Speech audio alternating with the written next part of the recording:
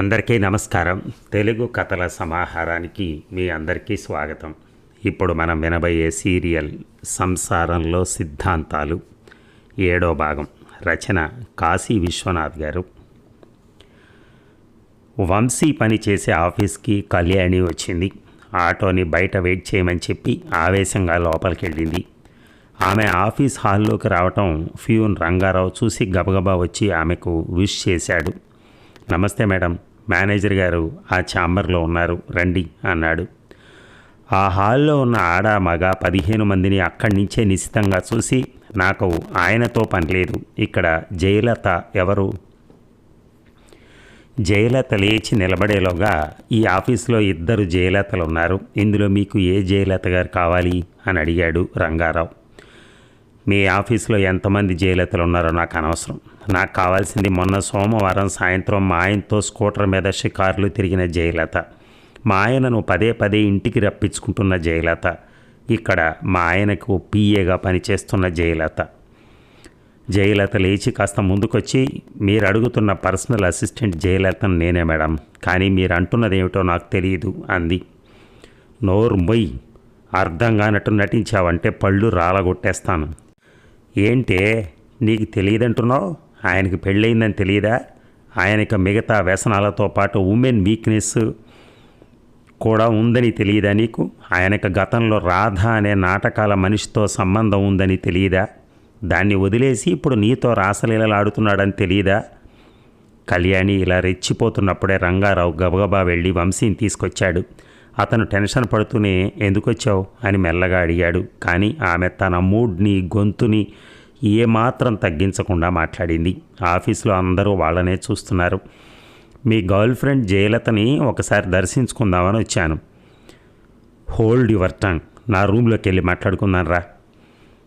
మీ భాగవతం అంతా బయటపడ్డాక మనం లోపలికి వెళ్ళి మాట్లాడుకోవాల్సిన అవసరం ఏముంది? వీలున్నంత మెల్లగా మాట్లాడుతూ అందరూ మనల్నే చూస్తున్నారు అన్నాడు. చూస్తే ఏమిటట, అవమానమా? ఎవరికి అవమానం? మీకా దానికా? మీరు దాన్ని బైక్ మీద షికార్లు తిప్పుతున్నప్పుడు ఊళ్ళో వాళ్ళు చూడలేదా? దాని ఇంటికి పదే పదే తిరుగుతుంటే ఆ వీధిలో వాళ్ళు చూడలేదా? అంతమంది చూసినప్పుడు లేని అవమానం ఈ 10 మంది చూస్తే వచ్చిందా? వంశీ ఆమెను ఎంత ఆపు చేయాలని ప్రయత్నించినా కళ్యాణి తన అభియోగాలను ఆపటం లేదు. అతను ఛాంబర్లోకి వెళ్ళటం లేదు.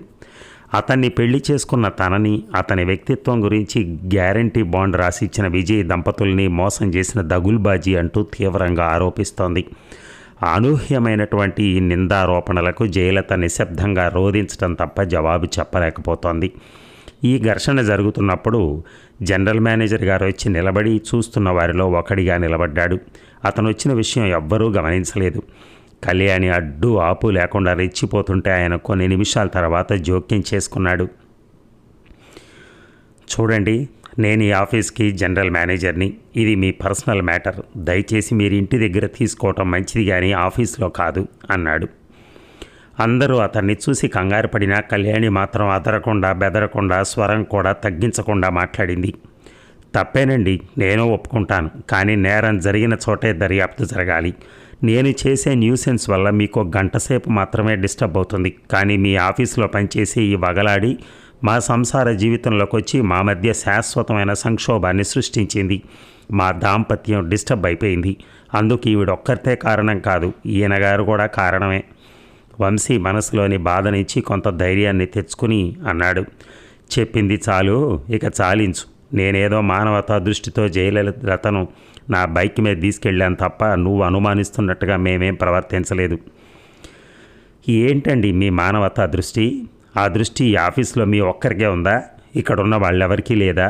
మీ ఇద్దరి మధ్య ఏ సంబంధం లేకపోతే ఇంతవరకు ఇది పెళ్ళి పెటాకులు లేకుండా ఎందుకు ఉండిపోయింది? వీళ్ళమ్మ బావోగులు వీళ్ళెవరూ పట్టించుకోకపోయినా మీరొక్కరే ఎందుకు పట్టించుకుంటున్నారు? నేను జీవితంలో అబద్ధాలు ఆడను అంటూ ఉంటారే, ఆ మాట అబద్ధం. మీ మాటలు అబద్ధం, మీ చేతలు అబద్ధం, అసలు మీ జీవితమే అబద్ధం. అందరూ తమనే చూస్తున్నారు, జనరల్ మేనేజరు తమనే చూస్తున్నారు. అంచేత ఈ వాదన ముగించడం మంచిదనిపించి, సర్లే, ఏది అబద్ధమో ఏది నిజమో నిలకడ మీద తేల్తాయి, ఇక నువ్వు ఇంటికెళ్ళు అన్నాడు వంశీ. వెళ్ళమని మీరేం చెప్పక్కర్లా, నేను వెళ్తాను, మీరు దీంతోనే ఉండండి, దీన్ని తెచ్చి ఇంట్లో పెట్టుకోండి అంటూ కళ్యాణి విసురుగా బయటికి వెళ్ళి అక్కడున్న ఆటో ఎక్కి వెళ్ళిపోయింది. జీఎం గారు వంశీ భుజం మీద చెయ్యేసి ధైర్యం చెప్తున్నట్టుగా భుజం తట్టి అతన్ని తన ఛాంబర్లోకి తీసుకెళ్లాడు. ఛాంబర్లో ఇద్దరూ కూర్చున్నాక కాసేపు ఎవరూ మాట్లాడలేదు. కొన్ని క్షణాలు బరువుగా మెల్లగా గడిచాక జీఎం తన అనుభవ సారం వ్యక్తమయ్యేలా కొన్ని మాటలు చెప్పాడు. ఇప్పుడు నేనొక అధికారిగా మాట్లాడటం లేదు, నీకంటే ఎక్కువ జీవితాన్ని చూసిన అనుభవజ్ఞుడిగా చెప్తున్నాను. అదృష్టం అంటే ఆస్తులు, ఐశ్వర్యాలు, ఉద్యోగాలు, జీతాలు మాత్రమే కాదు. మంచి భార్య, మంచి పిల్లలు, మంచి స్నేహితులు, మంచి సేవకులు దొరకటం కూడా అదృష్టమేనని నేనొక నాటకంలో డైలాగ్ విన్నాను. నా అదృష్టం ఏమిటంటే సమస్యలు లేని సమాజంలోనే నా బాల్యం, యవ్వనం కూడా గడిచిపోయాయి. ఇంకా అదృష్టం ఏమిటంటే సంఘర్షణ లేని సంసారాన్ని సంతోషంగా గడపడం వల్ల నాకు ఆ నాటకంలోని డైలాగులు విలువ అర్థం కాలేదు. కానీ ఇవాళ నీ భార్య నువ్వు పనిచేసే ఆఫీస్కి వచ్చి మరి ఇంత అల్లరి చేశాక దాంపత్యాలన్నీ ఒక్కలాగా ఉండవు అని మాత్రం నాకు అర్థమైంది. అతను అలా మాట్లాడుతుంటే అతను చెప్తున్నది ఓదార్పా లేక తనను దెప్పి పొడుస్తున్నాడా? నువ్వు జీవితంలో ఎక్కడైతే ఫెయిల్ అయ్యావో నేను అక్కడే విజయం సాధించానని చెప్పటమా? వంశీకి అర్థం కాల. కాసేపు ఆ మాటలను అసహనంగా విని ఆ రూమ్ నుంచి బయటకు వచ్చేశాడు. బయటికి రాగానే ఎవరి వైపు చూడకుండా తన ఛాంబర్లోకి వెళ్ళిపోయాడు. తన సీట్లో కూర్చుని నిశ్శబ్దంగా విలపిస్తున్న జయలత దగ్గరికి ఆ సెక్షన్లో పనిచేసే 3 ఆడవాళ్ళు వచ్చి ఆమె మీద సానుభూతి చూపిస్తున్నారు. పద్మాక్షి అనే ఒక 42 ఏళ్ల వృద్ధ కన్య సెటైర్ కొడుతూ మాట్లాడుతోంది. స్వరాజ్యం అనే ఆవిడ మాట్లాడుతూ, మీరు బాధపడకండి జయలత గారు, ఆడవాళ్ళు కూడా మగవాళ్లతో సమానంగా ఎదిగిపోయారని కొంతమంది అంటున్నారు. కానీ ఏమి ఎదిగామో నాకైతే అర్థమై చావట్లేదు. ఒకప్పుడు చదువు సంధ్య లేకుండా ఇంటి పట్టునే ఉంటూ పిల్లల్ని కనే రోబోల్లాగా బ్రతికాం. అప్పుడు అవమానాలు ఎదురయ్యాయి. ఇప్పుడు చదువుకుని ఉద్యోగాలు చేసినప్పుడు అవమానాలు ఎదుర్కొంటున్నాం. కాకపోతే అప్పుడు అవమానాలు ఇంట్లో జరిగేవి, ఇప్పుడు బయట జరుగుతున్నాయి.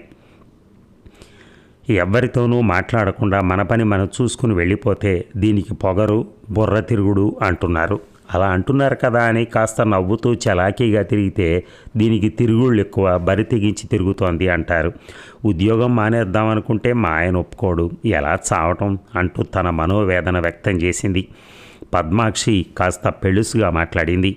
అయినా మనం ఒక బాయ్ ఫ్రెండ్ని సెలెక్ట్ చేసుకునేటప్పుడు కాస్త అను చూసుకోవాలిగా. పెళ్ళైన వాణ్ణి మొగుడుగా చేసుకున్న మహానటి సావిత్రి తన జీవితంలో అనేక కష్టాలు అనుభవించిందని విన్నాను. ఆవిడొక్కతే కాదు, ఇంకా చాలామంది సినిమా లేడీస్, పేర్లెందుకులేండి, పెళ్ళైన వాళ్లతో కనెక్షన్ పెట్టుకుని వాళ్ళ బతుకులను నిప్పు గుండంలోకి నెట్టారని చదివాను. జయలత ఆమె వైపు చర్రున చూసేసరికి ఆ వృద్ధ కన్య టక్కుమని తల పక్కకు తిప్పుకుని, మనం సుఖపడాలనుకున్నప్పుడు మనం తిరిగే మగాడి గత చరిత్ర తెలుసుకుని మరీ తిరగాలి, లేకపోతే ఇలాగే ఉంటుంది అని గొణిగింది. వంశీ ఛాంబర్లో కూడా దాదాపుగా ఇదే పరిస్థితి కొనసాగుతోంది. మేడం అంత చదువుకున్న మనిషి అయి ఉండి ఇంత దారుణంగా ప్రవర్తించారంటే చదువులు అందరికీ సంస్కారాలు నేర్పవని అర్థం అయిపోతోంది. అయినా మీరేం టెన్షన్ పడకండి, ప్రస్తుతం ఎవడి గోల వాడిదిగా బ్రతికేస్తున్నారు తప్ప మరొకడు గోల పట్టించుకోవటం లేదు అన్నాడు పురుషోత్తం అనే వ్యక్తి. ఇంట్లో ఉన్న 4 గోడల మధ్య జరిగే గొడవల గురించి అయితే పక్కింటోడు ఎదిరింటోడు పట్టించుకోకపోవచ్చు, కానీ ఇలా ఆఫీస్కి వచ్చి గొడవ చేస్తే ఎందుకు పట్టించుకోరు? సదాశివరావు ప్రశ్నించాడు.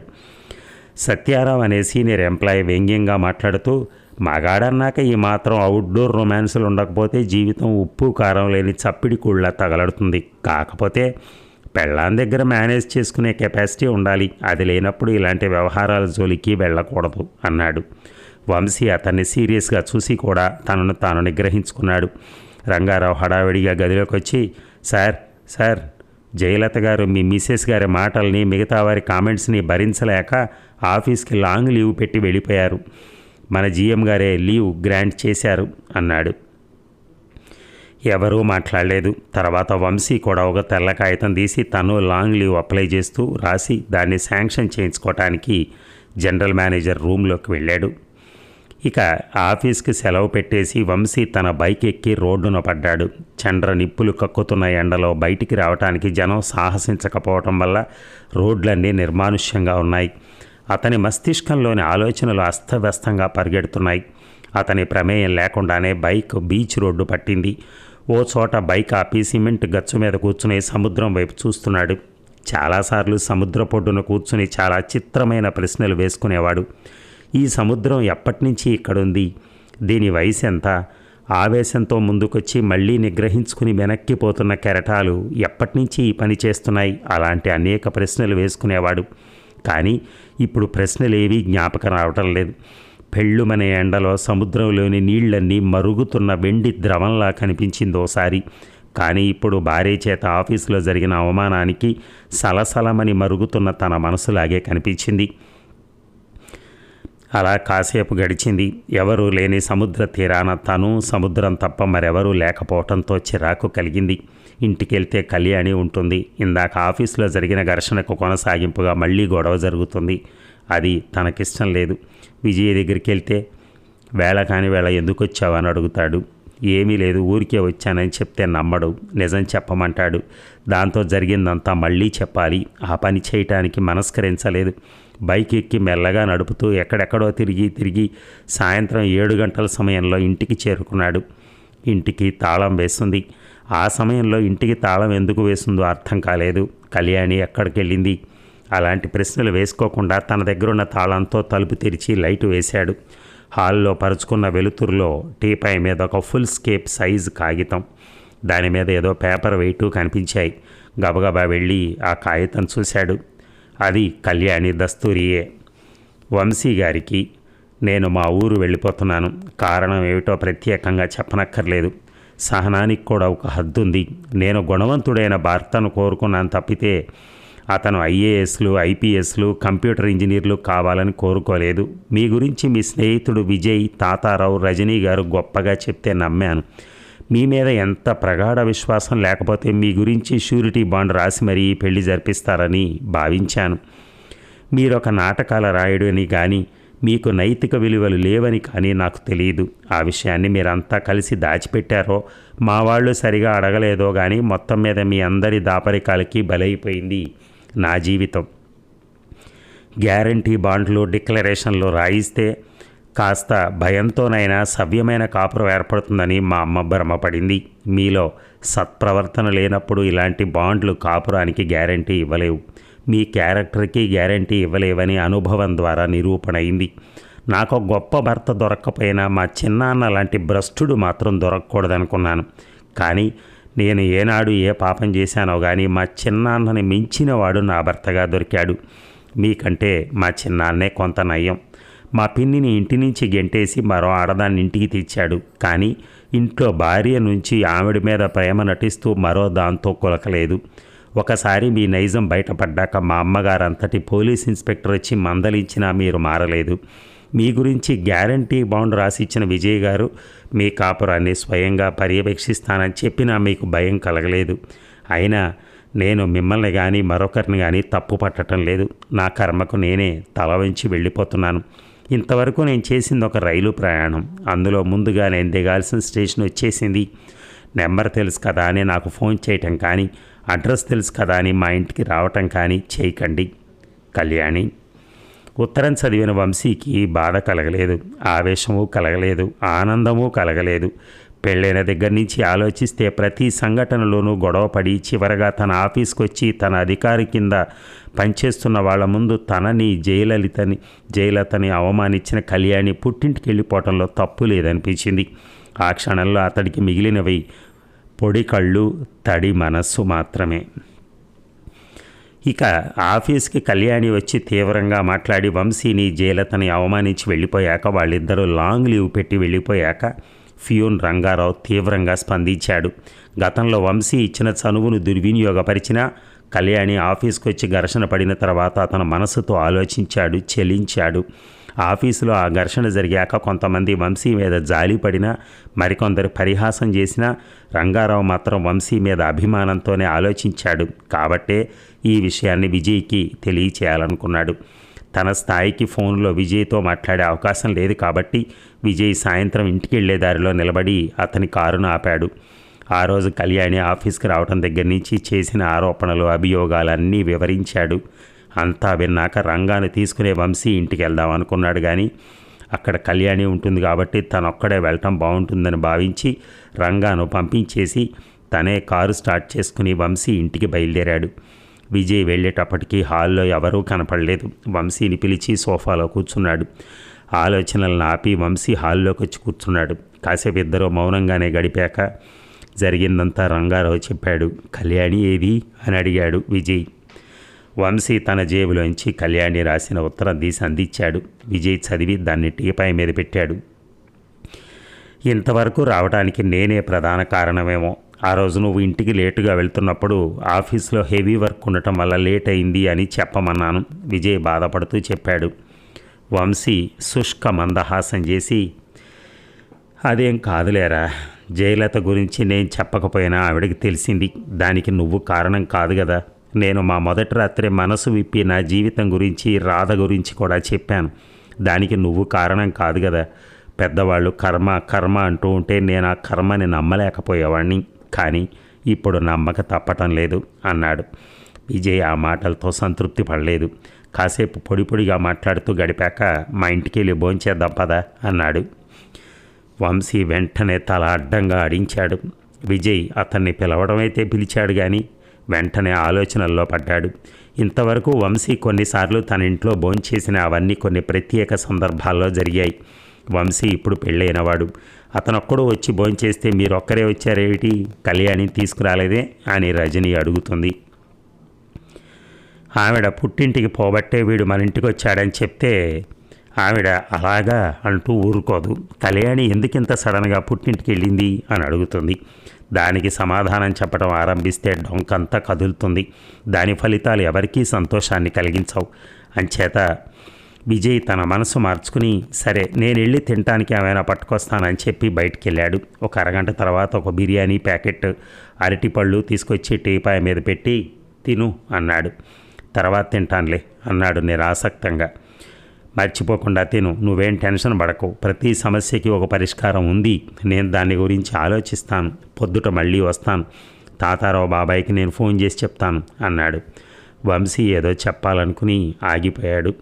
అతడి మనోభావం అర్థం చేసుకుని, రజనీకి ఈ విషయం గురించి ఏం చెప్పనులే అని చెప్పి విజయ్ వెళ్ళిపోయాడు. వంశీ శూన్యంలోకి చూస్తూ అలా ఉండిపోయాడు ఆలోచిస్తూ. ఇక కళ్యాణి విజయవాడలో ట్రైన్ దిగి ఆటో ఎక్కి తన ఇంటికి బయలుదేరింది. ఆటోతో పాటు ఆమె ఆలోచనలు కదిలాయి.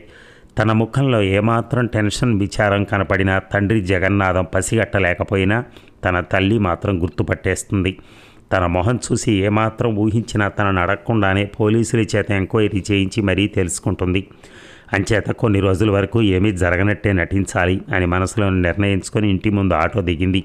కూతురు అకస్మాత్తుగా రావటం చూసి ఆమె తండ్రి జగన్నాథం ఆనందిస్తే దుర్గాదేవి మాత్రం ఆశ్చర్యపోయింది.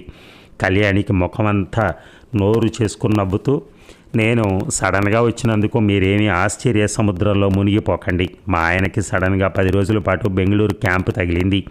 తనతో పాటు నన్ను రమ్మన్నారు. అక్కడ ఆయన పొద్దున్నే కాన్ఫరెన్స్కి వెళ్ళిపోతే నేను ఒక్కదాన్ని హోటల్ రూమ్లో ఒంటి పిల్లి రాకాసిలాగా కూర్చోవటం ఎందుకని చెప్పి ఇక్కడికి వచ్చేసాను. ఆయనే దగ్గరుండి ట్రైన్ ఎక్కించారు. ట్రైన్లో ఉండే మీకు ఫోన్ చేసి చెబుదామనుకున్నాను, కానీ నా సెల్ ఫోన్కి ఛార్జింగ్ అయిపోయింది. నా దగ్గర ఛార్జర్ లేదు అంది. వారి ముఖంలో అనుమాన ఛాయలేవి కనపడకపోవటం వల్ల తను చెప్పిన అబద్ధం అప్పటికి సరిపోయింది అనుకుంది. కాకపోతే తన తల్లి వంశీ మొబైల్కు ఫోన్ చేసి కనుక్కుంటుందేమో అనే అనుమానం మాత్రం ఆమెలో కదలాడుతూనే ఉంది. ఇక మర్నాడు ఉదయం 8 గంటల సమయంలో తాతారావు టిఫిన్ పొట్లాము ఫ్లాస్క్తో కాఫీ పట్టుకొచ్చాడు. తలుపులు తీసే ఉన్నాయి. హాల్లోని టీపాయ్ మీద నిన్న రాత్రి విజయ్ పట్టుకొచ్చిన బిర్యానీ ప్యాకెట్ విప్పకుండా అలాగే ఉంది. ఒక్క అరటిపండు మాత్రం తిన్నట్టుగా అరటి తొక్క అక్కడే కనిపించింది. లోపల నుంచి వంశీ స్నానం చేసి బట్టలు మార్చుకుని అక్కడికి వచ్చాడు. తాతారావును చూసి కూడా పలకరించకుండా సోఫాలో కూర్చున్నాడు. తాతారావు లోపలికి వెళ్ళి ఒక ప్లేటు, వాటర్ బాటిల్ పట్టుకొచ్చి టీపాయ్ మీద పెట్టాడు. ఏం జరిగిందో విజయ్ చెప్పాడు. ఏం చేయాలో కూడా తనే ఆలోచిస్తాను అన్నాడు. నీ పెళ్లి విషయంలో 2 పెద్ద పొరపాట్లు జరిగాయి వంశీ. ఒకటి నా వల్ల, 2 నీ వల్ల. ఆ దుర్గాదేవి ఎంత ఖతర్నాక్ పోలీస్ మనిషో తెలిసి కూడా ఆ సంబంధం గురించి నీకు చెప్పటం నా తప్పు. ఆ సంబంధం వద్దని విజయ్ చెప్తున్నా వినకుండా ఒప్పుకోవటం నీ తప్పు. అంతేకాదు, నీ దిక్కుమాలిన నిజాయితీ గురించి నీ శోభనం రాత్రి చెప్పేస్తే నీ పెళ్ళం నీకు 100కి 100 మార్కులు వేసేస్తుందనుకున్నావు. కానీ నువ్వు నాటకాల గురించి, రాధ గురించి చెప్పటంతో నీ క్యారెక్టర్ చాలా చెడ్డది అనే అభిప్రాయం ఆవిడికి ఆనాటే ఏర్పడిపోయింది. అక్కడి నుంచి నువ్వు రామా అన్న ఆవిడికి బూతు మాటలాగే వినిపిస్తోంది. బిర్యానీ ప్యాకెట్ అలాగే ఉంది అంటే నువ్వేమీ తినలేదని తెలుస్తోంది. నువ్వు ఏ తప్పు చేయలేదని నీకు తెలుసు, నాకు తెలుసు. ఉత్త పుణ్యానికి నీ మీద నింద వేసి వెళ్ళిపోయిన కళ్యాణి నిబ్బరంగా ఉన్నప్పుడు నిజాయితీ పరుడువైన నువ్వెందుకు ఇలా కడుపు మార్చుకోవాలి? వంశీ ఎలాంటి జవాబు ఇవ్వకుండా ఆ రోజు వచ్చిన న్యూస్ పేపర్ని చేతిలోకి తీసుకుని చూస్తున్నాడు. అతని ఆ కళ్ళు ఆ పేపర్ని చూస్తున్నాయి తప్ప మెదడు అందులోని వార్తల్ని చదవటం లేదని గమనించాడు తాతారావు. మళ్ళీ తన మాటలు కొనసాగించాడు. భార్యాభర్తల మధ్య చిన్న చితక గొడవలు రావటం సహజమే. అయినా మరీ ఇలా ఆఫీస్కి వచ్చి అందరి ముందు గొడవ పట్టడం ఏంటి?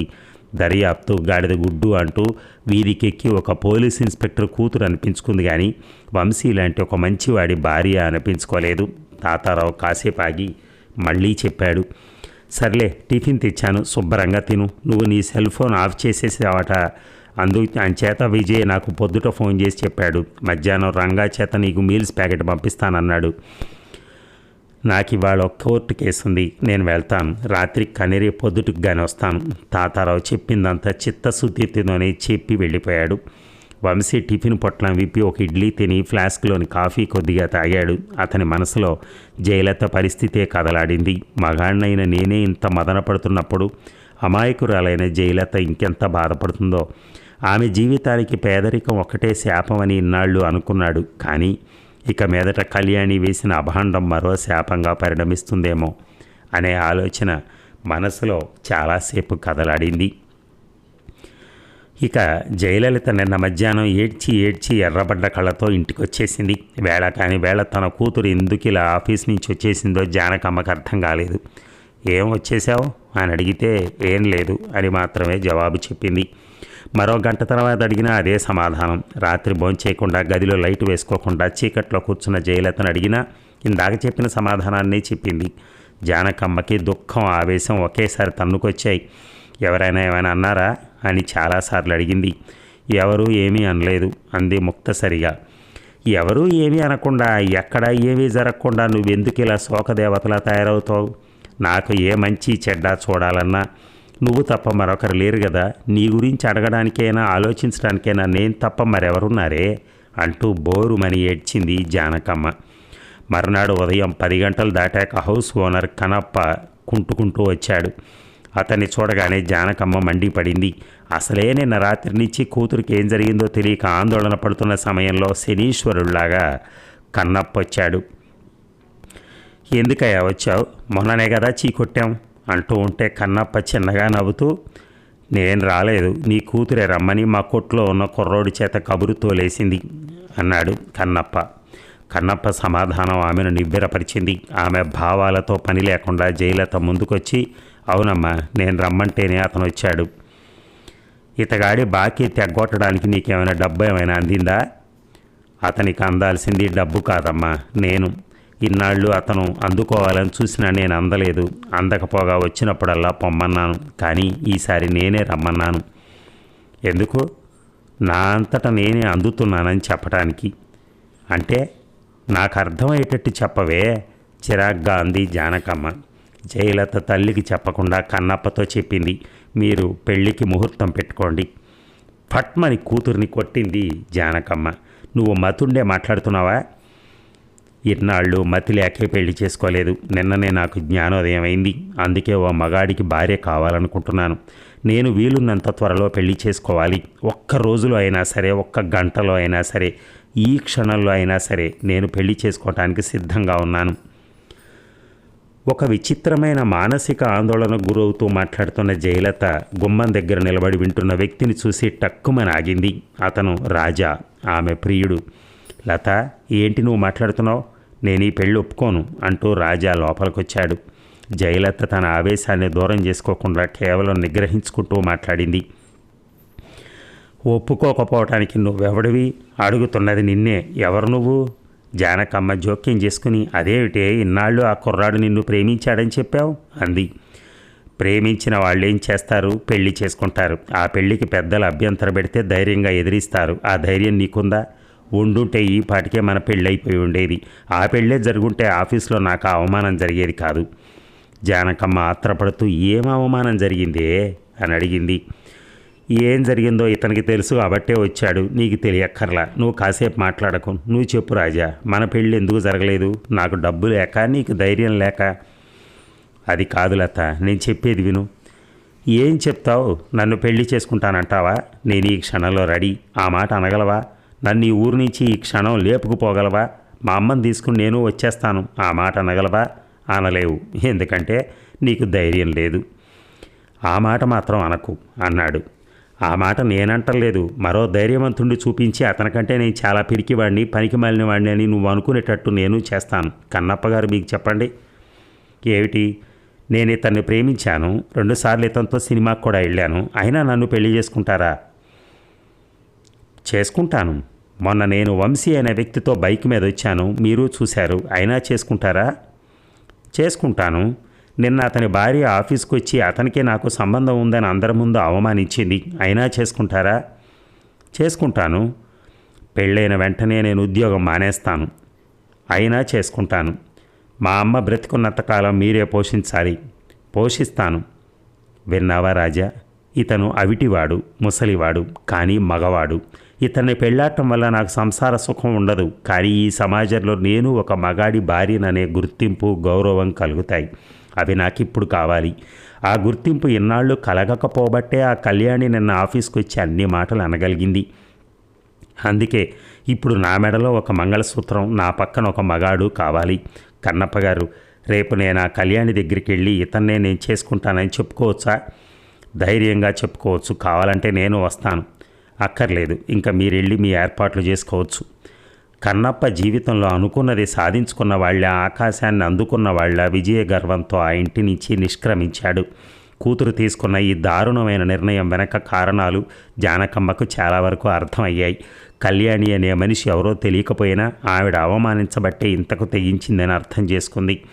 నువ్వు ఆవేశంలో తొందరపడుతున్నావు. ఈ మాట అన్నది రాజా. అదే మాట జానకమ్మ కూడా అనాలనుకుంది. లేదు, నేను బాగా ఆలోచించే తొందరపడుతున్నాను. ఇప్పుడు కోడలిగా నేను మీ ఇంట్లోకి ప్రవేశించాలంటే ఎంట్రీ ఫీజుగా 5 లక్షలు పెట్టాడు మీ నాన్న. ఇంకా ఆలస్యం చేస్తే పెనాల్టీ కూడా వేసి ఆ ఫిగర్ని 50 లక్షలు చేయొచ్చు. అంత ఫీజు కట్టి మీ ఇంటికి వచ్చే అవకాశం నాకు లేదు. అంతకుమించి ఇప్పుడు నాకు ఆ అవసరం కూడా లేదు. కన్నప్ప లాంటి అవిటి వాళ్ళు పోలీసు ఉద్యోగానికి పనికిరారు. నీలాంటి పిరికి వాళ్ళు ప్రేమించడానికి పనికిరారు. నువ్వు బయటికి వెళితే నేను తలుపేసుకుంటాను. ఆమె అంతలా చెప్తున్న రాజా సమాధానాలు చెప్పకుండా స్థాణువులా ఉండిపోతే ఆమె మరోసారి ఆఖరు వాక్యాన్ని నొక్కి చెప్పింది. రాజా నిస్సహాయంగా చూస్తూ వెళ్ళిపోయాడు. ఆమె ధన్నుమనే శబ్దం వచ్చేలా తలుపు వేసింది. జానకమ్మ తన కూతురు తీసుకున్న నిర్ణయం గురించి నెత్తి కొట్టుకుంటూ బోరుమని ఏడ్చింది. ఇక జయలత ఇంట్లో అవమానించబడి దాదాపుగా గెంటి వేయబడ్డ రాజా తన బైక్ మీద వెళుతూ తీవ్రంగా ఆత్మవిమర్శ చేసుకున్నాడు. లత తనను విమర్శించలేదు. వాస్తవంగా తన ప్రేమను కప్పేసిన పిరికితనం గురించే మాట్లాడింది. తను ధైర్యం చేయాల్సిన సమయంలో ధైర్యం చేసి తండ్రిని ఒప్పించలేకపోయాడు కాబట్టే ఆమె ఒక అవిటి ముసలాన్ని పెళ్ళాడటానికి సిద్ధపడింది. తన చేతగాని తనం వల్లే ఆమె తనంత తానుగా తన జీవితాన్ని బలిపీఠం మీదకి ఎక్కిస్తోంది. ఇప్పుడైనా తండ్రితో ధైర్యంగా మాట్లాడి ఒప్పించకపోతే తను జీవితంలో సరిదిద్దుకోలేని తప్పు చేసిన వాడవుతాడు, ప్రేమ ద్రోహిగా మిగిలిపోతాడు అని ఆలోచించుకుని ఇంటికి వెళ్ళాడు. ఆ సమయంలో వెంకటాద్రి ఇంట్లోనే ఉన్నాడు. పార్వతమ్మ కూడా అక్కడే ఉంది. ఆమె ఎప్పుడూ కొడుకు పక్షానే మాట్లాడుతుంది కాబట్టి రాజా మరింత ధైర్యపడ్డాడు. ఎరువు తెచ్చుకున్న ధైర్యం ఎంతోసేపు నిలవదు కాబట్టి ఆవేశం తగ్గిపోకముందే తండ్రితో పెళ్లి విషయం ప్రస్తావించాడు. కానీ కొడుకు నుంచి ఏదో ఒక రోజు ఈ తిరుగుబాటు వస్తుందని ఊహించే జవాబు చెప్పడానికి కొన్ని మాటలు సిద్ధం చేసుకున్నాడు వెంకటాద్రి. రేయ్, నువ్వు ఈ విషయాన్ని నా దగ్గర ప్రస్తావించినప్పుడు నేను నోట్లో వేలేసుకుని వెర్రి వెదవలా నిలబడకూడదని నేను సిద్ధంగా ఉన్నాను. ప్రేమ విషయం వచ్చేసరికి ముక్కు కింద మీసం మొలిచిన ప్రతి కుర్ర వెదవకి విలన్లా కనిపించేది వాడి తండ్రే. ఈ మాట నీకు వర్తిస్తుంది. ప్రేక్షకులు టిక్కెట్ కొని హాల్లోకి ప్రవేశించి సినిమా చూస్తారు. కానీ జయలత టిక్కెట్ కొనకుండా పాస్ మీద ఎంటర్ అయిపోవటానికి ప్రయత్నించింది. పెళ్లి విషయంలో కాంప్లిమెంటరీ పాసులు చెల్లనేరవు అని ఆ వంశీకృష్ణతో ఆనాడే చెప్పేశాను కదా. దాంతో ఆ మ్యాటర్ క్లోజ్. రాజా కూడా స్వరం పెంచి మాట్లాడాడు. నీకు డబ్బే ముఖ్యమా? భార్యాభర్తలు అన్యోన్యంగా జీవించడానికి కావాల్సింది ప్రేమ. మేమిద్దరం మేజర్లం. మేం తెగించి మీకు తెలియకుండా పెళ్లి చేసుకున్న ఆ పెళ్లిని అడ్డుకునే హక్కు, అధికారం తల్లిదండ్రులకు లేదు. పైగా అలాంటి పెళ్లిళ్లను చట్టాలు అంగీకరిస్తాయి, పోలీసులు సహకరిస్తారు. అలా చేయటం వల్ల మీ పరువు ప్రతిష్టలకు భంగం కలుగుతుందనే ఆలోచిస్తున్నాను. చెప్పండి, నన్ను తెగించమంటారా? రాజా ధైర్యంగా ఆవేశంగా చెప్పాడు. ఆ మాటలకు వెంకటాద్రి సగానికి సగం తగ్గిపోయి, బాబు, నువ్వు మాకొక్కగానొక్క కొడుకువి, మాకు మాత్రం దూరం కావద్దు, నీకంటే డబ్బు మాకు ఎక్కువ కాదంటూ బాధపడుతూ తనను ప్రాధేయపడతాడని ఊహించాడు. కానీ అతని ఊహ నిజం కాలేదు. వెంకటాద్రి మరింత ధైర్యంగా మాట్లాడి తన ప్రత్యేకతను నిరూపించుకున్నాడు. నువ్వు అడిగింది ఒక ప్రశ్న కాదు, 2 ప్రశ్నలు. నీకు డబ్బు తప్ప ప్రేమ ముఖ్యం కాదా అని అడిగావు. భగవంతుడి సాక్షిగా నాకు డబ్బే ముఖ్యం. మనిషి బతకడానికి ప్రాణం ఎంత ముఖ్యమో, ప్రాణం ఉన్న మనిషి బతకడానికి డబ్బు అంతే ముఖ్యం. ఈ ప్రపంచంలో ప్రేమ లేకుండా 100కి 90 మంది బతుకుతున్నారు, కానీ డబ్బు లేకుండా బతుకుతున్న వాళ్ళను ఒక్కడిని చూద్దాం. డబ్బు ఎంత ముఖ్యమో చెప్పటానికి ఇదొక్కటే ఉదాహరణ. డాక్టర్ చేతిలో కత్తి లేకపోయినా ఆపరేషన్ జరిగిపోతుంది, కానీ పేషెంట్ చేతిలో డబ్బు లేకపోతే మాత్రం ఆపరేషన్ జరగటం లేదు. డబ్బుకు చాలా శక్తి ఉన్నమాట నిజమే, కానీ ప్రేమ డబ్బు కంటే కూడా శక్తివంతమైంది. వెంకటాద్రి ఏదో అర్థం లేని మాటలు వింటున్నట్టుగా మొహం పెట్టి మళ్ళీ తన ధోరణే కొనసాగించాడు. పెద్దవాళ్ళు మీ ప్రేమను కాదనగానే ఇంట్లోంచి జెండా ఎత్తేసి స్వతంత్రంగా జీవించేద్దామనుకుంటారు. అలా జీవించడానికి ఒక ఇల్లు, ఒక ఫ్లాటో లేకపోయినా ఒక చిన్న రూమ్ అయినా కావాలి కదా. ఈ మహానగరంలో జానాబెత్తడు రూమ్ కావాలంటే హీనపక్షం ఒక 2-3 వేలు అద్దె కట్టాలి. అడ్వాన్స్గా 3 నెలల అద్దెనా కట్టాలి. అలా నువ్వు కట్టగలవా? ఈజీగా కట్టేస్తాను, చాలా ధీమాగా చెప్పాడు రాజా. ఎలా కడతావు? ఇదంతా నా స్వార్జితమైన ఆస్తి, నీకే ఇవ్వాలన్న రూల్ ఏమి లేదు. నా ఇష్టానికి వ్యతిరేకంగా నువ్వు పెళ్లి చేసుకుంటే నీకొక్క పైసా కూడా ఆస్తి రాదు. అది ఫస్ట్ పాయింట్. నీ బ్యాంక్ అకౌంట్ని నిన్ననే సీజ్ చేయించాను కాబట్టి బ్యాంకు నుంచి నీకు ఒక్క రూపాయి కూడా రాదు. పోనీ నువ్వు ఉద్యోగం చేసి సంపాదించగలవా అంటే నీకు అవకాశం లేదు. ఎందుకంటే నేను దిట్టంగా సంపాదించాను కాబట్టి అదంతా నీకే వచ్చేస్తుందన్న ఎదవ ఆలోచనతో నాకు చదువెందుకని చెప్పి దాన్ని ఇంటర్తోనే బ్రేక్ కొట్టేశావు. ఈ రోజుల్లో ఆ చదువుకి ఎవడు పెద్ద ఉద్యోగం ఇచ్చేయడు. పోనీ చిన్న చితక ఉద్యోగం చేస్తూ ఏదో రకంగా బతికేద్దాం అనుకున్నా మీరు పెళ్లి చేసుకోగానే రారా బాబు అంటూ నీ చేయి పట్టుకుని లాక్కెళ్ళి ఉద్యోగంలో కూర్చోబెట్టారు. ఉద్యోగం దొరికితే తప్ప మీకు రాబడి కూడా ఉండదు. కానీ రాబడి చూసుకుని కడుపులో ఆకలి పుట్టదు కదా. మీది లవ్ మ్యారేజ్ కాబట్టి పొద్దుట 7 గంటల నుంచి 1 గంట దాకా ఏకదాటిగా ప్రేమించుకుంటారు. ఆ తర్వాతైనా ఇద్దరికి ఆకలేస్తుంది కదా. మరి ఆకలి తీరాలంటే భోంచేయాలి. డబ్బు పెడితే తప్ప భోజనం రాదు. అప్పుడు మీరు ఏదైనా హోటల్కి వెళ్ళి, అయ్యా, లైలా మజ్ను, అనార్కలి, సలీముల తర్వాత ఆ రేంజ్ ప్రేమికులం మేమే, మా ప్రేమను ప్రోత్సహిస్తూ మాకు పూట ఫ్రీగా భోజనం పెట్టండి అని అడిగితే పెడతారా? పెట్టరు. అంచేత మీరు ప్రేమ అనుకుంటున్నది మీ పెళ్లి వరకే పనికొస్తుంది. ఆ తర్వాత మీకు అడుగడుగున అవసరమయ్యేది డబ్బు ఒక్కటే. ఆ డబ్బు సంపాదించడానికి మీరు చాలా కష్టపడాలి. డబ్బు కోసం తీసే పరుగుల్లో మీరు మొట్టమొదటిగా మర్చిపోయేది మీ ప్రేమనే. ఒకవేళ ఆ జయలలిత సంపాదించే జీతంతో బతికేయచ్చు అన్న ధైర్యంతో ప్రేమించావేమో, అది జరిగే పని కాదు. ఎందుకంటే ఆ అమ్మాయి ప్రేమించిందే నీ వెనకున్న ఆస్తి చూసి. తండ్రి కొడుకుల మధ్య వాగ్యుద్ధం ఎక్కువసేపు కొనసాగలేదు. తను కని పెంచిన కొడుకు తనని ఎదిరించి మాట్లాడటం, వాడికి డబ్బు తాలూకా గొప్పతనం గురించి తను చెప్పటం, వాడు కన్విన్స్ కాకపోవటం, ఇదంతా వెంకటాద్రికి అనవసరమైన విషయంలా అనిపించింది. అవమానం కలిగించింది. వెంటనే నౌకర్ని పిలిచి అతని సాయంతో రాజాను ఒక గదిలోకి తోసేసి కొడుకు జేబులో ఉన్న పర్సుని, సెల్ ఫోన్ని లాక్కున్నాడు. ఈ గదిలో నీకు టీవీ ఉంది, అటాచ్డ్ బాత్రూమ్ ఉంది. భోజనం, టిఫిన్లు అందించేటప్పుడు మాత్రం నేనే తలుపు తీసి నీకు అందిస్తాను. మీ అమ్మ ఒకవేళ మదర్ సెంటిమెంట్తో నీకు హెల్ప్ లైన్ అందించాలని ప్రయత్నిస్తే నేను డైలాగులు చెప్పకుండా గోప గుయ్యమనిపించి గదిలోకి తోసేసి తాళం వేసేస్తాను. నీకు నేను కుదిర్చిన అమ్మాయితోనే పెళ్లి జరుగుతుంది తప్ప జయలతతోనో హేమలతతోనో జరగదు అని చెప్పి ఆ తలుపులకి తాళం వేశాడు వెంకటాద్రి. ఇక విజయవాడలోని పుట్టింటికి కళ్యాణి వచ్చి 6 రోజులైంది. తల్లి చూసినప్పుడు కళ్యాణి హుషారుగా నవ్వుతూ కనిపిస్తోంది. తల్లి డ్యూటీకి వెళ్ళగానే తన గదిలోకి వెళ్ళిపోయి మంచం మీద పడుకుని మీదన తిరుగుతున్న ఫ్యాన్ను చూస్తూ ఆలోచనల్లోకి జారుకుంటుంది. దుర్గాదేవి ఇంట్లో ఉన్నంతసేపు రాసుకోవటంలో నిమగ్నమవుతున్న జగన్నాథం ఆమె స్టేషన్కి వెళ్ళిపోయాక కళ్యాణి ప్రవర్తన మీద ఒక కన్ను వేస్తున్నాడు. అతను దుర్గాదేవి భర్తగా ఏనాడో సమాధి అయిపోయినా అతనిలోని కన్న తండ్రి ఇంకా సజీవుడే. అందుకే ఓ రోజు దుర్గాదేవి స్టేషన్లోకి వెళ్ళాక అతను కళ్యాణి గదిలోకి వెళ్ళాడు. ఆమె వెంటనే మంచం మేంచి లేచి నవ్వుతున్నట్టు నటిస్తూ, ఏం కావాలి డాడీ అని అడిగింది. నిజం కావాలి అంటూ అతను అక్కడున్న స్టూల్ మీద కూర్చున్నాడు. జవాబు చెప్పడానికి సంశయించింది. చెప్పేటప్పుడు తడబడింది. ఏదో అబద్ధం చెప్పింది. కానీ అతను సంతృప్తి పడలేదు. నువ్వు పుట్టి పెరిగిన ఇంట్లో నిన్ను కనీ పెంచిన తల్లిదండ్రుల ముందు నువ్వు నటిస్తున్నావని గ్రహించాను. గతంలో మీ ఆయన ఏదో తప్పు చేశాడని మీ అమ్మకు ఫోన్ చేస్తే ఆవిడే అక్కడికి వచ్చేసింది. కానీ ఈసారి నువ్వే వచ్చేసావు అంటే చాలా పెద్ద గొడవే జరుగుంటుంది అని నేను అనను. బహుశా నువ్వే ఏదో ఒక చిన్న సమస్యను భూతద్దం చేసుకుని దాన్నే మహాపరాధంగా భావించి వచ్చేస్తుంటావు. కాదని బుకాయించకు. మీ అమ్మ దృష్టిలో ప్రతి ఇల్లు ఒక పోలీస్ స్టేషన్ కావాలట. ప్రతి భార్య ఒక పోలీస్ ఆఫీసర్లా వ్యవహరించాలట. అలాంటి సిద్ధాంతాలు చెప్పి నిన్ను భర్త దగ్గరికి పంపించింది. నీ సంసారాన్ని నువ్వే తగలబెట్టుకునేలా నీ చేతికి ఒక నిప్పు రవ్వ ఇచ్చి పంపించిందని ఆనాడే అనుమానించాను. ఇప్పుడు ఆ అనుమానమే నిజమైంది. చెప్పు, ఏం జరిగింది? తండ్రిగా అతను వాస్తవం మాట్లాడాడు. ప్రేమాభిమానాలు ప్రదర్శిస్తూ మాట్లాడటం వల్ల ఆమె జరిగింది దాపరికం లేకుండా చెప్పేసింది. దుర్గాదేవి ఆ రోజు పోలీస్ స్టేషన్కి వచ్చేటప్పుడే ఒక నిర్ణయానికి వచ్చింది. కళ్యాణి తన ముందు సంతోషం నటిస్తోందని 4 రోజుల క్రితమే గ్రహించింది. గతంలో ఒకసారి వంశీ మీద కళ్యాణి ఫిర్యాదు చేయగానే తను విశాఖపట్నం వెళ్ళింది. కానీ ఈసారి కళ్యాణి ఫోన్ చేయకుండా వచ్చేసింది. తన ముందు ఏ గొడవ జరగనట్టే నటిస్తోంది.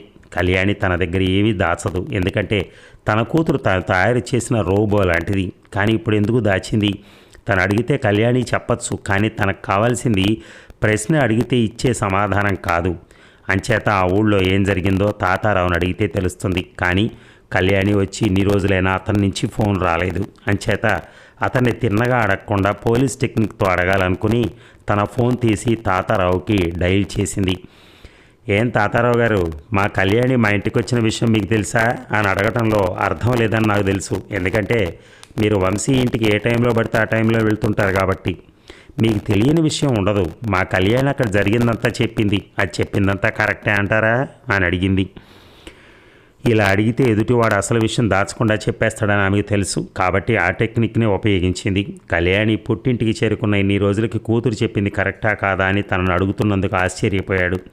కళ్యాణి వంశీ ఆఫీస్కు వెళ్ళి అందరి ముందు అవమానించిన విషయంతో పాటు జయలతను అనుమానించి అవమానించిన విషయం కూడా చెప్పాడు. జరిగింది విని దుర్గాదేవి కొద్దిగా బాధపడినా తను నేర్పిన సిద్ధాంతాలతో కళ్యాణి బాగానే ఎదిగిందని సంతోషం కూడా పొంగింది. కాసేపు స్టేషన్లో ఉన్న కొన్ని పనులు పూర్తి చేసి ఇంటికి బయలుదేరింది. కళ్యాణి చెప్పిందంతా విన్న జగన్నాథం ఆమెను తొందరపడ్డావంటూ మందలిస్తూ ఉండగా దుర్గాదేవి పోలీస్ స్టేషన్ నుంచి వచ్చింది. తాతారావుకి ఫోన్ చేసి జరిగిందంతా తెలుసుకున్నానని చెప్పింది. కూతురు సంసారంలో సిద్ధాంతాలను వంటబట్టించుకోబట్టే వంశీతో ఘర్షణ పడి పుట్టింటికి వచ్చేసి చాలా గొప్ప పని చేసింది అని అభినందించింది. చాలా కాలంగా మాటలు నేర్చిన మరబొమ్మలాగా కాలాన్ని నెట్టుకొస్తున్న జగన్నాథం ఆ రోజు ధైర్యంగా మాట్లాడాడు. ఏ ఘనకార్యం సాధించిందని దాన్ని అభినందిస్తున్నావు? ఇంట్లో 4 గోడల మధ్య తేల్చుకోవాల్సిన విషయాన్ని ఆఫీసులో అందరి ముందు అడగటం వల్ల వాళ్ళ ఆయనకి ఎంత అవమానం జరిగిందో ఆలోచించావా అంటూ జగన్నాథం తన ఆవేశాన్నంతా వ్యక్తం చేశాడు. దుర్గాదేవి అతని మాటలను ఎంతమాత్రం అంగీకరించలేదు. 4 గోడల మధ్య నిలదీసి అడిగితే ఆ వంశీ చరిత్ర అంతా 4 గోడలకే తెలుస్తుంది. అదే అతన్ని ఆఫీసులోనే కడిగి పారేస్తే అతనికి భయం కలుగుతుంది. ఆ వగలాడికి భయం కలుగుతుంది. దర్యాప్తు జరగడానికి, నిజ నిర్ధారణ చేసుకోవడానికి పోలీసులు ఆఫీసుల్లోకే కాదు అప్పుడప్పుడు అడవుల్లో కూడా వెళ్ళాలి అంది. మీరు ఆ కేసులు డీల్ చేసేది నేరస్తులతో కాబట్టి వాళ్ళు ఎక్కడున్నా వెళ్ళాలి. కానీ ఇది పోలీస్ కేసు కాదే. ఇది అవమానించింది నేరస్తుడిని కాదు, స్వయాన భర్తని, జీవితం చివరంటా కలిసి కాపురం చేయాల్సిన భర్తని. ఆ విషయం మర్చిపోకు. నేనేం మర్చిపోలేదు. కానీ మీరేంటి ఏనాడు లేనిది ఈనాడు ఇంతలా మాట్లాడుతున్నారు? దుర్గాదేవి మాటల్లో అధికారంతో కూడిన గద్దింపు కనిపించింది. కానీ జగన్నాథం సహనం చచ్చిన బానిసలా రెచ్చిపోయి మాట్లాడుతున్నాడు. నువ్వు నీ కూతురు చేత ఏం చేస్తున్నావో తెలుసా? నీ సలహాతో అది పోలీస్ అనే కళ్ళద్దాలు పెట్టుకుని తన భర్తను చూసింది. మీ ఆఫీసులో ఉన్న పోలీసులకి నమ్మకాలు తక్కువ, అనుమానాలు ఎక్కువ. అభిమానాన్ని పెంచుకోవాల్సిన ప్రతిసారి అనుమానాన్ని పెంచుకుంది. చివరికి వివాహ బంధం అనే తాడును తెంచుకుంటోంది. ఆలోచించే శక్తి దానికి లేకపోయినా నీకైనా ఉండాలి కదా. ఈ మాట చెప్పాక ఆ గదిలో నిశ్శబ్దం ఆవరించింది. ఎవరూ కాసేపు మాట్లాడలేదు. ఆడవాళ్ళిద్దరి మస్తిష్కాలు ఆలోచనలో పడ్డాయి. తర్వాత కళ్యాణి ఒక అహంకారిలా కాకుండా ఒక అజ్ఞానిలా అడిగింది, ఏమ్మా నెక్స్ట్ నేనేం చేయాలనేది నేను ఆలోచించాలా, అతను ఆలోచించాలా? దుర్గాదేవి క్షణం కూడా ఆలోచించకుండా బాగా తెలిసిన ప్రశ్నకు సమాధానం చెప్పినంత సులభంగా చెప్పింది. తప్పు చేసింది ఆయనే కాబట్టి ఆయనే ఆలోచించాలి, ఆయనే తప్పు తెలుసుకోవాలి, ఇక్కడికొచ్చి క్షమాపణ కోరాలి అంది. జగన్నాథం తన భార్యను పెడీమని కొట్టాలనుకున్నాడు, కానీ అతని సంస్కారం ఆ పని చేయనివ్వలేదు. కానీ వాస్తవాన్ని, తదుపరి కర్తవ్యాన్ని మాత్రం చెప్పగలిగాడు. తప్పు చేసిన వాడినే కాదు, కేవలం అనుమానం మీద కూడా ఒక మనిషిని 24 గంటల సేపు అదుపులో తీసుకునే అధికారం పోలీసులకు ఉండొచ్చు. కానీ న్యాయస్థానంలో విచారణ చేసేటప్పుడు కేవలం అనుమానం ఒక్కటే చాలదు, ఆధారాలు కావాలి. బలమైన ఆధారాలుంటే తప్ప నిజ నిర్ధారణ చేయలేరు. చేశాక కానీ శిక్షల గురించి ఆలోచించరు. ఇప్పుడు కళ్యాణి కేసు ఇంటి గడప దాటి పోలీస్ స్టేషన్కి వచ్చింది. ఆ తర్వాత కోర్టు మెట్లెక్కుతుంది. అప్పటికే ఆలోచనలో పడిన దుర్గాదేవి ఒక నిర్ణయానికి వచ్చినట్టుగా చెప్పింది. అర్థమైంది, ఇంకా మీ లెక్చర్లు ఆపండి, ఇప్పుడు కావాల్సింది నిజ నిర్ధారణ. ఇక కళ్యాణి వంశీతో గొడవపడి వెళ్ళిపోయి 9 రోజులైంది. వంశీ ఇన్ని రోజులు ఇంటికే పరిమితమయ్యాడు తప్ప చెప్పులో కాలు పెట్టలేదు. విజయ్ కొన్నిసార్లు, ఆఫీస్ ఫ్యూన్ రంగారావు కొన్నిసార్లు భోజనం ప్యాకెట్లు తీసుకొస్తున్నారు. వాళ్ళ సంతృప్తి కోసం కాస్త ఇంగిలి పడుతున్నాడు తప్ప గొడవ జరిగిన దగ్గర నుంచి ఈ రోజు వరకు పూర్తిగా ఏనాడు భోంచేయలేదు. టీవీలో వచ్చే ప్రోగ్రాముల్ని పొద్దున్న నుంచి రాత్రి వరకు చూస్తున్న మనసు మాత్రం స్పందించడం లేదు. కళ్ళు ఆ దృశ్యాలను చూస్తున్న మనసు మాత్రం తన జీవితాన్ని గురించి ఆలోచిస్తోంది. తన జీవితాన్ని తప్పుగా అర్థం చేసుకున్నాడు అతను. ఇది ప్రజాప్రభుత్వం కాబట్టి ఏ విషయంలోనైనా ఎక్కువ మంది ఏం చెప్తే అదే జరుగుతుంది. అదే పద్ధతిలో ఒక తప్పును ఎక్కువ మంది చేస్తే అదే ఒప్పుగా గుర్తించబడుతుందా? తనకి బతకటం తెలియదు అన్నాడు విజయ్. ఈ రోజుల్లో బతకటానికి ఆహారం ఎంత అవసరమో అబద్ధాలు ఆడటం కూడా అంతే అవసరమని కూడా విజయ్ చెప్పాడు. ఈ మాట నిజమా? ఆ మాటను పాటించకపోబట్టే తన జీవితం కష్టాల పాలైందా? ప్రశ్నలే తప్ప సమాధానం దొరకటం లేదు. తన జీవితంలోని బాల్యమంతా కన్నీళ్లతోనే తడిసిపోయింది. తన తండ్రి పెట్టే బాధలు భరించలేక తన తల్లి ఏడ్చింది. ఆమెను చూసి తను ఏడ్చాడు. ఇలా తన జీవితంలో మధురమైన బాల్యం అంతా విషాదంతోనే గడిచింది. బాల్యం ఏమీ తెలియని వయసు కాబట్టి దానికి తను ఏమాత్రం బాధ్యుడు కాదు. తనిప్పుడు యవ్వనంలో ఉన్నాడు. ఈ దశలో కూడా తన జీవితం ఎగుడు దిగుడు లేని సరళ రేఖలాగే ఇంతవరకు నడిచింది. నిజానికి దానంతట అది నడవలేదు, తనే నడిపించాడు. అయినా ఎందుకు ఇలా అయింది? ఎక్కడ జరిగింది లోపం? ఎవరెవరో కారణంగా చూపించడం తనకిష్టం లేదు. తనెంతవరకు కారణం? ఇలాంటి ఆలోచనలతోనే అతనికి ఆకలి పుట్టడం లేదు, భోజనము చేయట్లేదు, నిద్ర కూడా పట్టడం లేదు. మొహం పీక్కుపోయింది, కళ్ళు ఎర్రగా ఉన్నాయి. చూడగానే అతను ఒక దీర్ఘకాల రోగిలా కనిపిస్తున్నాడు. ఇప్పుడు ఏం చేయాలి? దాంపత్యం గురించి ఎంతో అందంగా ఊహించుకుంటే ఇంత వికృతంగా తయారైంది ఏమిటి? మరి ఈ భాగం ముగిద్దామా? మళ్ళీ రేపు కలుద్దాం. Thank you.